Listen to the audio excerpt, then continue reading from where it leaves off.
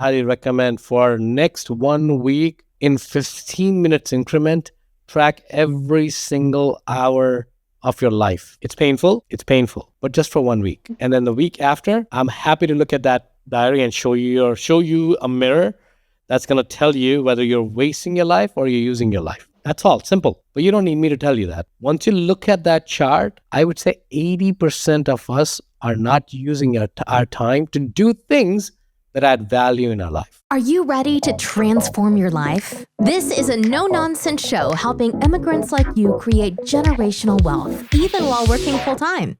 Get ready to take notes. Here's your host, Saket Jain. Hello, everyone. We are so excited to be here, and I was just educating Saket on something, and it's that the under 35 crowd has a phobia of budgeting, or many of the under 35 crowd have a phobia of budgeting. Yeah, I think budgeting in its sense is a very scary term because budgeting means you're trying to, it's actually, before we go there, so I'll tell a story which will basically cover the same exact thing because I understand what they're going through. A friend of mine, when I was in college, I was probably 96. No, it's probably when I started working the first job, 98, 99. I'm dating myself. He asked me a question. This guy was super philosophical, right? Always thinking about things and himself. He asked me a question and I was happy-go-lucky. I took life as it went. There's no plan for my life. I'm like, you know what? Every day is a different day. And so far, life hasn't failed me. So why would it? That's how I lived my life. And I'm perfectly fine with that life. So he asked me a question one day. He's like, why don't you pause and think about you? Oh, that's a very interesting question. Why do I need to? And we started going back and forth. And eventually, after like probably 2-3 hours of conversation, and there was alcohol involved, of course, after 2-3 hours of conversation, well, we came up to where I'm like, I don't want to know what I don't want to know. I'm perfectly fine, at least at that point, I was perfectly fine not knowing my dark side. Because once I knew my dark side, I'll have to go fix it. I can't live with knowing that I have a dark side, or at least not trying to fix it, right? I'm like, I don't have the time to fix myself. Let me just go make money. I just started working and all that stuff. And the reason I'm telling this story is I have a feeling a lot of the folks that you mentioned, and of course we're generalizing the statement, but because there may be other people who are very diligent about their budgets. So regardless of the age you are, if you're not budgeting because you're afraid of your dark side of what your own financial spending habits, I understand who you are because I used to be that person in terms of introspection, right? And I can tell you the journey of knowing areas that need your attention, while painful, is very, very fruitful, right? And so I would say that watch this show. If you're listening live, great. If you're listening to it offline, take that perspective that knowing what you need to fix does not mean you have to fix it. Does not. First of all, I'm giving you the freedom of choice, saying, I know this sucks, my financial habits, or I love my financial habits. Don't pass judgment on them, right? And that's also true for knowing yourself when you're trying to ask these hard questions of, am I happy with my life? Am I happy? Did I have a productive last hour, last day, last week, last month, last year, however far you want to go back? These questions are just for you to know where you are. Does not mean you have to fix anything. I'm never going to be telling anybody saying, hey, you know what, you've figured out what's not working, now let's go fix it. That's your choice. But at least you have a choice. Right now, you're not giving yourself the permission because you don't want to look in the past, because you don't want to look into yourself, because you don't want to look into your finances, that ignorance is bliss. Ignorance is never bliss. Ignorance is never bliss. That's an understatement. I have no idea who said that, but ignorance is bliss till you suffer the wrath of that ignorance. At some point, it's going to bite you in the butt, because what you don't know is going to hurt you. And especially if you're trying to know and you don't know, that's one thing. At least you can live with the consequence. That I tried. But if you're just sitting in a fancy world saying, let me not even think about it, because if I don't think about it, things are going to disappear, That's not going to happen, right? A mouse closing its eyes because a cat appeared in front of him does not make the cat disappear. Simple statement. But that's really what we're trying to do. We're trying to say the event or the consequence will disappear if we keep our eyes closed. So it won't. Exactly. And there's so many different philosophies on budgeting too. And I think that's part of the overwhelm with budgeting is everybody has, I do it this way. I'm not sure if you've heard of an envelope method. I do it down to dollar and cents. I round my figures. It can be so overwhelming. What's your budgeting style? So I think let's talk about the definition of the word. I'm a big proponent of using the words once you understand the meaning, right? So what does budget mean to you? That's a question you have to ask yourself on why you're budgeting. Are you budgeting because you heard Dave Ramsey or Saket or Susie Orman? I'm not putting myself at that pedestal. Those guys. Oh no, he's not trying to make himself associated with that crew, but it just I'm felt actually not at all. convenient verbally. Thank you. I'm not, but I'm just saying, who are you listening to about the word budget? So first of all, you have to, like we always talk about it, you have to understand, is it the external noise or is it the internal calling, right? If it's the external noise, I would say take all the inputs, that's perfectly fine.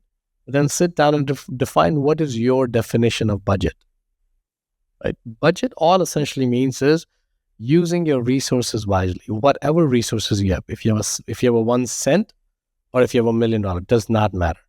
How are you going to use that resource to the biggest advantage you can give yourself to? All budgeting is, right? Right. Now, if you have $1 million, counting cents does not make much sense from my perspective, right? Because you have to figure out where is the value for your time. To count each and every cent every single day is going to take time, right?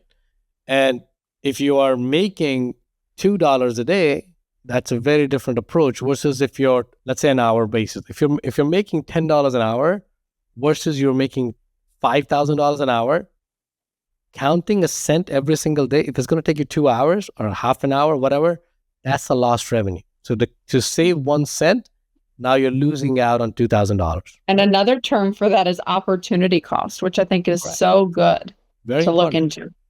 So I think so you have to figure out where you are in your life and what does budgeting mean to you, right? Have your own definition. And you don't have to get published, so you don't have to share the definition with anyone. Whatever definition, with how crude that is, how raw that is, it doesn't matter.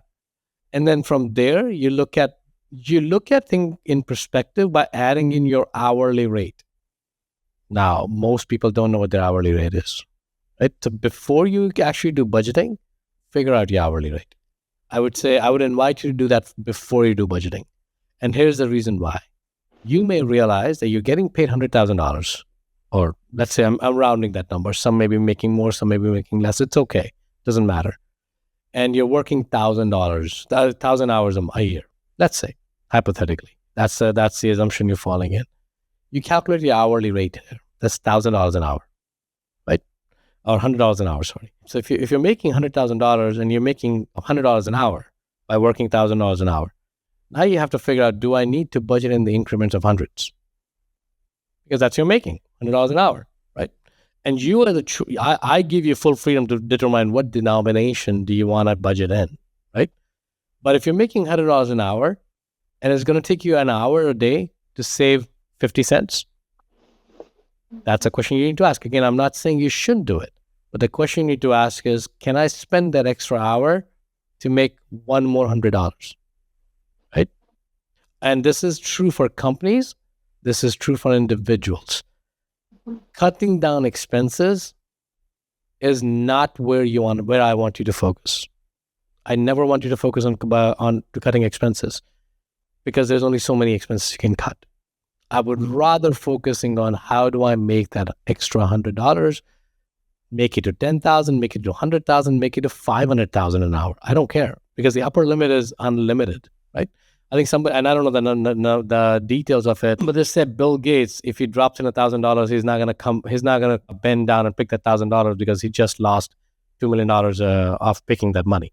Same. Maybe that story is true. Maybe it's not true. I don't know. But that's exactly the concept we're trying to talk. I'm trying to talk to you about is that budgeting has to be done to an extent that you want to spend time budgeting. Budgeting may be your passion. I hope not, but it may be a Maybe passion. there is somebody Right? out here that loves it though. And if it is, Loves good it. for you. We're proud of you. Perfect. So then do it, right? Do it to 0.001 cent. I don't care, right? If that's the reason you're doing it, because not everything is done for financial reasons. If you get there and if it makes you feel comfortable, continue doing that. Perfect. If it gives you baseline safety, all that's important. All that's important. But on the flip side, also look at the amount of time I'm spending budgeting. What could I have made money on? Right? And that same thing goes to I'm cutting my own lawn because I want to save $25, $50 an hour. Your hour is way more valuable than you can imagine. Right? And that's anyone I coach, I tell them the same exact thing. Carve out the areas of your life that you can delegate today, not tomorrow. Right? If it's, and there was a guy that I was coaching, I won't give the name away, but he was making almost 400K. And every weekend he would spend 2 hours cutting his lawn. Mm. And he would say that I need to save money because I need to do X, Y, and Z. I'm like, that's fine. Let's just talk about that specific thing. Do you think you can do it? You can create an online course that can give you $5,000 a month of income today if you wanted to? Is that, hell yeah, why not? I'm like, then why are you saving $50 an hour? Question, right? He's like, I never thought about that. I'm like, because you have never thought about value for your time. When budgeting, all the budgeting pundits, they're not talking explicitly about value for your time. If you want to budget something, that's what I want you to budget at the 5-second limit. At every 5 to 15-second interval is your time being spent productively. That I want you to be as granular as you can. Because if you're wasting a second of your life not doing something productive with it, you're not going to get that time back. $1 you can earn back at a much better proportion, right? So if you were to spend $50 and you're gaining back 2 hours of your life, what are you going to do with that 2 hours? Otherwise, if you're just going to sleep, and that's okay too, again, no judgment. I'm saying just sleep because I love sleep. But if you're just going to sleep for 2 more hours because you're just feeling lazy, not because you have a health condition, you're just feeling lazy because you have an extra time, you flip on a Netflix series and you sleep for 2-3 hours. While it's healthy for some time, but if that becomes a pattern consistently, now you're not using your time well, right? Mm-hmm. So I always look at budgeting in terms of not financial budgeting. It's important to a certain extent, right? I don't obsess over where every single penny is going. Not because I've crossed a chasm. That's not the reason for that. Is because there's no what value is tracking of every single penny going to add to me? Zero value. Zero. Mm-hmm. Absolutely. What value is going to track me, is going to add to me to track every single second of my life? Immensely. I mean, you guys know that. Hopefully you've listened. I don't know if you're a repeat listener or not. I've spent a lot. My wife is going full-time to school. I only have 4 to 5 hours a day right now to do anything outside of my family. For me, every single second right now is counting. We started getting on our live session. Usually we'll catch up for like 20 minutes before we go live. I told Brooke, I have a hard stop because I got to go pick my girls. So I love talking to you, but we're going to go live today. Right? So exactly. And I think they're at horse riding camp, aren't they? Horse riding camp, yeah. And I want to bring up a point that relates to that. We are in no way endorsing hustle culture. I used to be involved in hustle culture. It's really destructive. It hurts the nervous system. It hurts the body. Do not engage in hustle culture to the point that you are feeling ill, you are chronically fatigued, you are making yourself mentally, emotionally, or spiritually sick. That is not normal. And I do actually watch TV every evening, and I consider myself very successful. I actually love to clean my own home because it's a real passion for me. So that does not, right. When we're talking about this, it's more of something, if you wish you were doing something else. So if you are cutting your grass and you dislike it versus I love to mop, which is a real thing for me. I get a lot of creative ideas when I mop. So make distinctions based on this in your own life, in your own way. Thank you for saying that, Brooke, because I think my neighbors ask me all the time. This one neighbor asked me, he's like, even if it costs me, even if you pay me $1 million, I'll still cut my own grass. Yes, because for some people, that's their Because for him, it's creative therapy. energy. It's a therapy for him, right? I'm like, that's perfectly fine. If you're doing it for that reason, I can live with it. And who am I to judge anybody? I'm just saying, in my perspective, I can live with my logic can sustain that.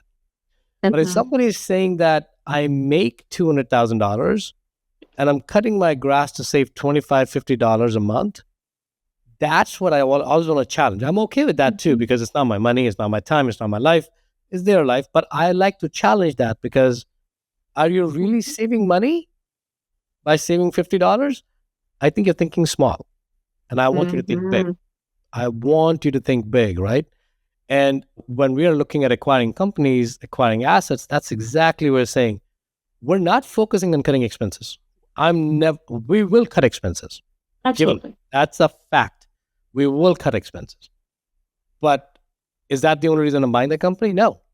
I'm buying the company because I can increase the top line and optimize the bottom line and optimize the expenses, right? So with your life, the budgeting plays the same exact role. You're budgeting to understand what aspects of your life you're wasting, right? What aspects of your life have zero value in your life? Cutting the lawn, if you hate it, like me, even if I have to get it for free, I will never do it. You can pay me $2 billion, I would not cut my grass. I just hate it. Hysterical. But doesn't mean it's I'm passing that judgment on to you. If you love it, great, do it. But the value, you have to figure out, what's the value? Value is not always monetarily, right? If watching Netflix gives you peace, watch Netflix. But do you watch Netflix for 24 hours? That may be unhealthy. Right. It's all in moderation and using discernment. Correct. And you are the only one who can do that, right? Now, cutting subscription is another big pet peeve of me. That's mine. That's fine. Cutting coffee is the big one as well. Coffee. Like, why would you want to cut coffee? If you love coffee, why? I don't understand. I mean, as somebody who doesn't drink coffee, it's no big deal to me, but there's a meme that goes around the internet. You probably haven't seen it, but it says a $7 Starbucks per day equals, I can't remember how much per year. Yeah. And it's really not that astronomical of an amount. Even if it is, let's hypothetically say, as I'm saying, it's the value. If that gives comfort to your soul, why would you want to cut it off? You got to find a way to make that money if you need additional income. If you want $7 a coffee, an additional $7 a day on a course or a digital product or something of that nature. And it's not, I know I'm saying it, but I hate creating digital courses. Brooke knows about it. But he does. I'm saying that you can easily make $10 a day. They're easily, in this economy, with the infrastructure provided, you can easily make $10 a day. So if you're spending $7 on a coffee, thinking about cutting coffee is one way to look at it. But I would encourage you to say, how can I make $10 so that now my coffee is being paid by that $10? And better yet, if you can create that $10 that doesn't need you. Correct. Right? Passive courses, you could do a service offering, you could record a podcast, whatever you want to do. That options are unlimited, right? And what I want you to do is, when you start thinking about creating your time, taking value of your time, is also the concept of leverage, right? But spending $50 on a lawn, we're using lawn mowing as an example. I'm not saying lawn mowing is bad. But we're not in any way demonizing it. Like who lives on acreage, we can't demonize it here. And I'm using the strong word hate.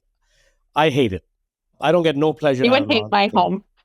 I don't like cutting lawn, but that's me, right? So stay with me for that example. By paying somebody 10, 15, 20, 50, whatever it costs to mow your lawn, maybe 100, let's use around number $100 a month. By paying somebody, you're creating leverage in your life. Now, what you do with that leverage is very important, because I don't want you to spend $100 on a lawn mowing service, if the time you're saving, an hour or two every month, if that's not adding value in your life, right? If let's say you're spending time with your kids, that could be the value that you didn't have. Reading a book, it can really be anything. Like this guy that I was talking to, he said, my weekends are gone. I have a 2-acre lot. My weekends are gone mowing lawn, but I don't have time to spend with kids. I'm like, let's think about that, what you just said. You're choosing to save $50. You're valuing your $50 more or $100 more than choosing time to spend with the kids. What's wrong? Do you see a problem in that statement? I didn't say it. That person said it. I'm like, I'm just repeating what you just told me.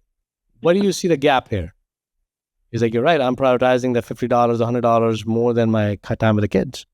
I'm like, do you think you can make $50 more in life on a monthly basis? Maybe not today. 6 months from today, 2 months from today. Maybe not today. You don't know how to make that money today, but can you make it later? Right? So that's what I would say for budgeting. It's scary because people are thinking I need to track every single penny. You can if you want to. The question I would ask you is, what value is tracking penny going to give you? Figure out. And if it's tracking it, it's only going to give you stress, because I'm going to sound really crazy here when I say this. I actually don't do that. I really think in big numbers, big concepts, more like a big brushstroke. I don't really think about small things so much. Yeah. And some of my other friends, they really, really do. It's all a personality type. It's all a vision. Everyone is different. And if you're not sure about your budgeting style, talk to your friends, talk to your family, take what advice works for you and leave the rest.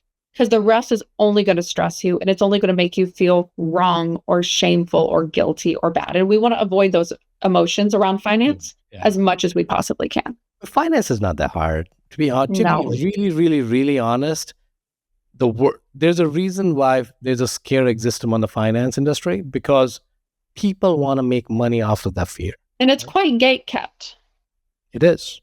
So, for example, you can hire a bookkeeper to do your personal finances and pay them $50 a month or $60 a month, and they'll track every single penny. They will. Mm-hmm. On your personal finance, forget about businesses. They can do it for business.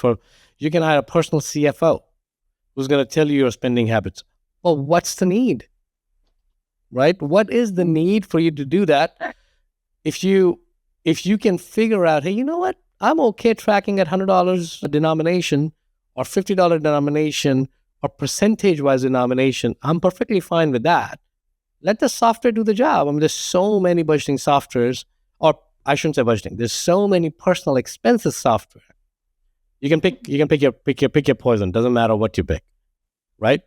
But always go into this thing with what am I trying to get out of that exercise, right? First of all, if you're trying to make yourself go crazy by tracking every single penny, and let's say you're married to somebody who doesn't care where they spend $100, you're going to cause a lot of confusion. The unnecessary turmoil in your relationship. I've done that. Trust me. I know what that feels like. Wait, I think we just lost. Opposites do attract. I think we lost you there, Brooke. Can you repeat that? Oh yeah, financial opposites attract, which is a real thing, by the way. You attract. They do attract, right? So if you're somebody like my wife, she grew up worrying about every single penny because of whatever upbringing she had. I didn't even have the penny that I just spent. That's how I lived my life. So for us to match, the matching had to happen in a way that's sustainable, right? Yeah. I had to come to her level, she had to come to my level, and the middle ground works. It perfectly works. That's what I want you to do. So budgeting is a very important concept, but if you're budgeting your time. For the time, I highly, highly, highly recommend for next 1 week in 15 minutes increment, track every single hour of your life. It's painful, but just for 1 week. And then the week after, I'm happy to look at that diary and show you a mirror that's going to tell you whether you're wasting your life or you're using your life. That's all. Simple. But you don't need me to tell you that. Once you look at that chart, I would say 80% of us are not using our time to do things that add value in our life. I'm not saying it has to be money only. It could be anything. It can be health. It could be health. It could be food. It could be decompression. It could be meditation, whatever it is. When we say people don't have time to exercise, you will see what you're doing with your life. And you realize by looking at that chart saying, I don't prioritize exercise. It's not like I don't have time for exercise. Mm-hmm. Now that empowers you, right? Because before you thought you never had time to do some things. Now you're saying, well, I'm doing this. I'm sleeping for 12 hours a day. Do I need to? Maybe I can shave off half an hour from that. I'm not saying go sleep 8 hours. If you're sleeping 12 hours, more power to you. Because I can't sleep for 12 hours. I want to, but I can't. But you can shave half an hour from there. Take that half an hour, do something that you thought you never had time for. That budgeting, I think, is way more productive. And most financial gurus don't talk about that. Because that's a hard stuff, right? That's working on yourself. Numbers are easy. Cutting down coffee is easy. I mean, it's hard, but it's easy. Because you can take it off. You may have headache for 3 days. You can drink crappy coffee. That's easy, right? But changing who you are and how you use your time, that requires real effort. So we as this group, I mean, Brooke and I, more so me, I want you to do things that are harder to do, but only if that's pushing you forward in life. I personally don't think, no matter who you are, tracking finances at a penny level is going to make any difference in your life.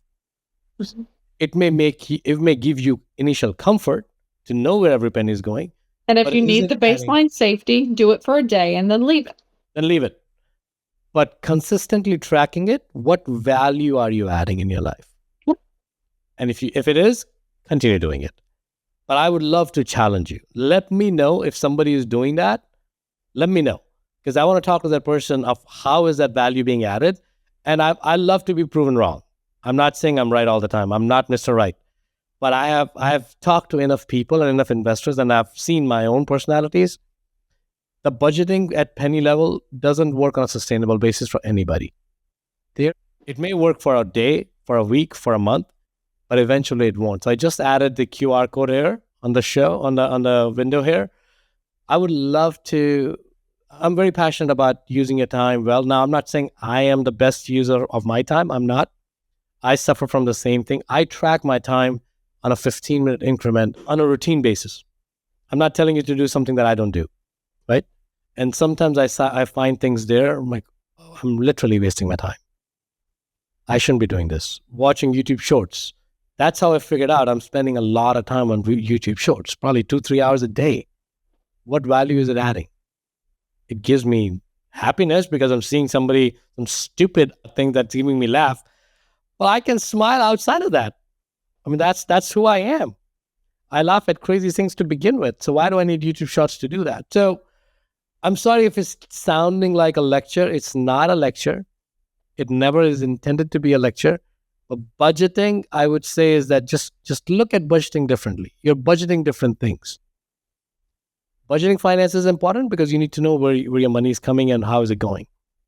But the more important thing is the time, because nobody can give it back to you. Absolutely not. And it's just taking an audit of where you spend it and then slowly saying, this 30 minutes, this half an hour, like you said, this hour, this 2 hours, I can use it differently. And I did that recently. I thought I didn't have time to read a series, a type of book that I really, really wanted to read.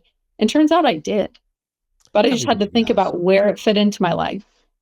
You know what? Somebody told me recently, and it's very true. I think it's a cliched statement. Bill Gates and Saket Jain has same number of hours. Correct. Difference is how we use those hours. And I'm putting myself in the same bucket, right? We need to figure out how are people who are more successful than whoever your role model is, somebody, you know somebody in your life who's more successful than you, chances are.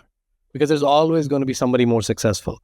It doesn't have to be financially. It could be relationship-wise. It could be health-wise. It could be whatever. Pick a vector in your life.